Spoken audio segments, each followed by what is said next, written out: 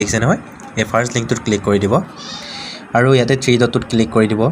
ওপৰ পিনে গৈ আৰু মোৰত ক্লিক কৰিব মোৰত ক্লিক কৰাৰ পিছত মেৰিট লিষ্টত ক্লিক কৰি দিব আৰু পপ আপটো ক্লোজ কৰি দিব এতিয়া আপোনালোকে আপোনালোকৰ মেৰিট লিষ্টত নাম আছে নাই এনেকৈ চাব এতিয়া কোনটো ইনষ্টিটিউচনত আপোনালোকে মানে কোনখন ইউনিভাৰ্চিটি আন্ডাৰত বা কোনখন কলেজত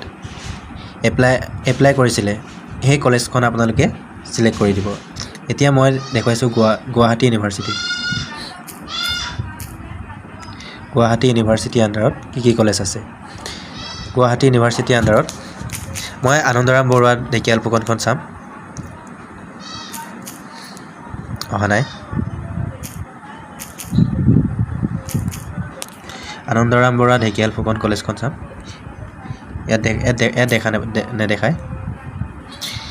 ইয়াতে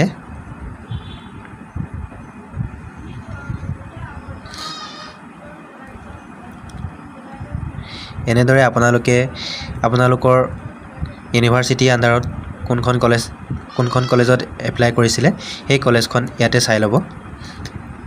আৰু ইয়াতে সাইডত দেখা পাইছে মেৰিট লিষ্ট বুলি আছে ইয়াতে আপোনালোকে চেক কৰি ল'ব পাৰিব এতিয়া ইয়াতে আছে গুৱাহাটী ইউনিভাৰ্চিটি নলবাৰী কলেজ ইয়াত মেৰিট লিষ্ট চাব হলে মেৰিট লিষ্টত ক্লিক কৰি দিব লাগিব আৰু দেখিছে ইয়া ফাৰ্ষ্ট মেৰিট লিষ্ট ওলাই গৈছে আপোনালোকে এনেদৰে আপোনালোকৰ মেৰিট লিষ্টটো চেক কৰিব পাৰিব